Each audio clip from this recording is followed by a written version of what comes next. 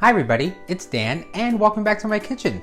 Today we're going to be whipping up a Sailor Moon inspired cake with the simple chocolate cake recipe, fluffy vanilla buttercream, simple fondant decorations, and all of it's going to come together for one amazing, delicious, nerdy cake.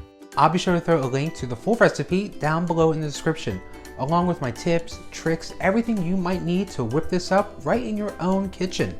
Plus, while you're down there, don't forget to like, subscribe, click the bell to receive notifications every time I post a new video. Now for our doll cake, we are just going to have 2 layers, but if you want to split up this doll cake form into 3 layers or 4 layers, definitely feel free to go ahead and do so. But for today, we're going to go ahead and just use 2 layers. So before we stack them together, we're going to add a generous helping of this dreamy vanilla buttercream, smooth it out, and add our top layer of cake. Once your cakes have been filled and stacked, it's going to be time to start our crumb coat. Now our crumb coat is going to be a very thin layer of frosting used to glue our crumbs down, sealing the cake's moisture, which is going to be super useful if you need to store the cake before decorating, and provide an even base for additional buttercream. It's basically a delicious primer for your cake masterpiece that keeps the cake on the cake side and the frosting on the frosting side. So for our crumb coat, we're going to use an offset spatula and spread a thin layer of frosting over our cake. It should be thin enough that you can see the cake and crumbs through it, and don't worry about any visible crumbs. Just smooth the icing as best as you can and let it dry until it crusts over or feels dry to the touch. And because we are going to be using fondant today, we want to go ahead and make sure that our cake is completely cooled. A hot cake will melt the crumb coat. And we also want to try to do one more layer of frosting over our crumb coat before draping on our fondant. This is really going to help the fondant stick to the cake. Once we have that crumb coat on our doll cake, we're going to go ahead and we're going to grab our fondant and begin to cover.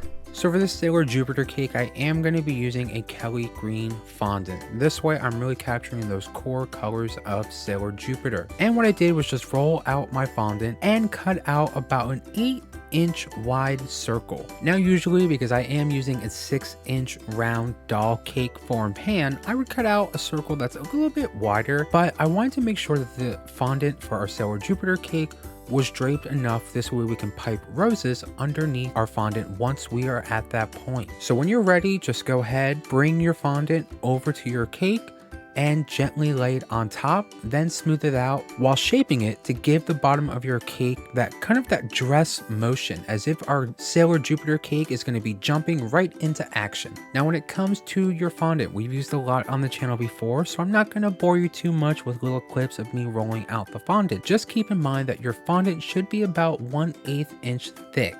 It is susceptible to tearing and cracking, so it's important to use even pressure and not go too fast. And no worries if you don't get it perfect right away, because we had a nice thin layer of crumb coat. If you feel like it's not perfect or to your liking, just carefully remove it, re-knead your fondant, re-roll it out, and re-drape over your cake until it is just to your liking.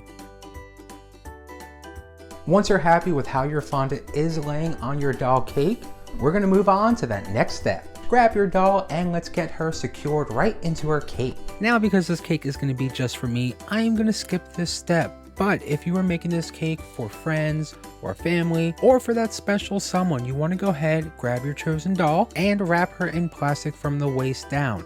This will protect her from the cake and protect the cake from the Barbie doll. When the doll is inserted into the cake, wrap her waist with a little bit of fondant just to seal her in. Once we have our doll secured in our cake, let's go ahead and take our fondant and begin to work on the upper half of our doll cake. First up, we're going to take our white fondant. We're going to roll it out lengthwise, and we're going to cut out 2 identical 3 to 4 inch strips and drape them on top of our doll and connect them to the bottom half of our fondant dress. And this way, our next piece of fondant will have something to stick to when we wrap it around the top of our doll. Next, we're going to roll out some white fondant, cut out a hexagon shape, and place that onto the doll's upper half. Now, you want to make sure that this piece covers her top half as well as the fondant that we placed to seal her in. Be sure to remove the excess and close the seam with your handy dandy fondant tool or just your fingertips. No need to make it absolutely perfect, since there is going to be fondant draped from the shoulders as well as a big bow down the back of the gown.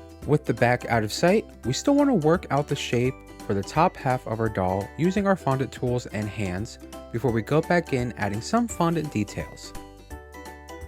We're going to move on to that next step. And that is going to be to cover our fondant with a very thin layer of piping gel. So grab your piping gel, grab your paintbrush, and let's get going on this fondant. Now, usually I would use water. It is my go-to every time I'm working with fondant and I want to stick things to fondant, but because we are going to be using edible glitter on our cake, I wanted to make sure that the edible glitter actually stuck to the cake. Because the piping gel is not going to harden and weigh down on our fondant, I thought this would be a nice way to test out to make sure that the piping gel holds the edible glitter in place when we move to that step.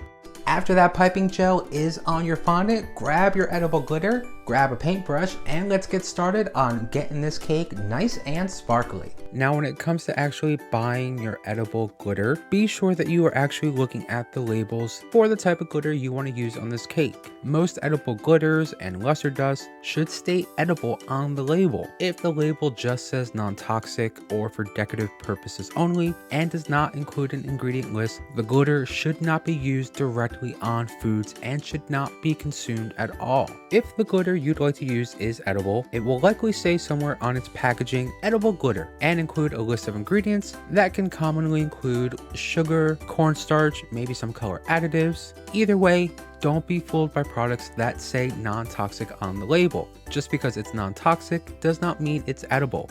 For example, Play-Doh, non-toxic. You're not going to grab a chunk and eat that for breakfast. Luckily, it's pretty easy to figure out what's edible and what's purely aesthetic once you know what to look for.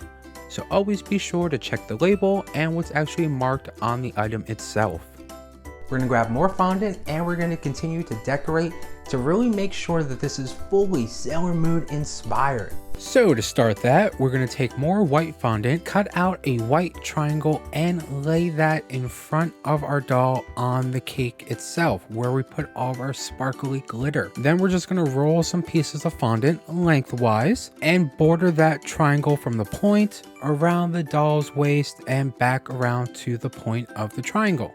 We're going to move on to that next step. So roll out your yellow fondant and cut out 4 bow pieces. I'll make sure to have a template on the blog post with the link down below in the description, so check it out if you're not so good like me freehanding bow pieces. But I like to do 4 pieces because it makes it easier rather than just trying to fold the fondant on top of itself, which is really going to make the fondant heavy and potentially fall off the cake. So with cutting out 4 pieces, I can really control the weight of that fondant on the back and shape it a little more so it looks a lot like fabric. Next, we're just going to re-roll that yellow fondant that we used for our big back bow and stamp out 6 to 7 heart shapes and place them around the bottom of our dress. Now, of course, if you want to add more to your cake, definitely add more to your cake. Let your creativity shine here.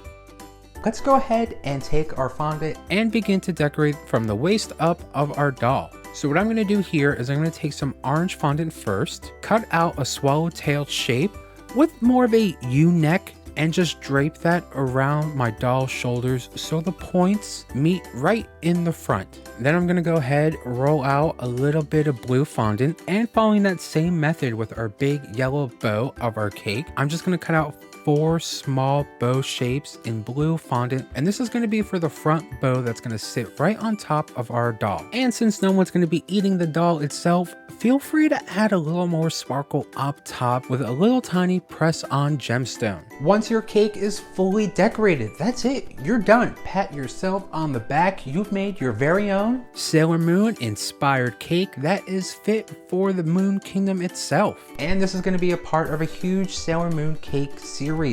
We've done Sailor Moon cakes on the channel before. I had fun. I'm such a big Moony, huge Sailor Moon fan. So I was thinking, sketching up some cake designs. I was like, you know what? Let's do maybe another 24 Sailor Moon inspired cakes. So be sure to head to those comments down below and let me know your favorite Sailor Moon scout so we can go ahead and make sure that she gets their very own cake. And that is a wrap. Thank you so much for hanging out today in my kitchen and checking out this amazing new recipe. Don't forget, if you want even more, like, subscribe, click the bell to receive notifications every time I post a new video. And if you whip this up right at home, don't forget to give a tag on Instagram. You know, let me see what you're baking up in your kitchen. Alrighty, well, I'm gonna grab a slice of this cake, enjoy the day, enjoy the weather. Hope you get to do the same. And as always, I will see you in the next video very, very soon. Bye-bye.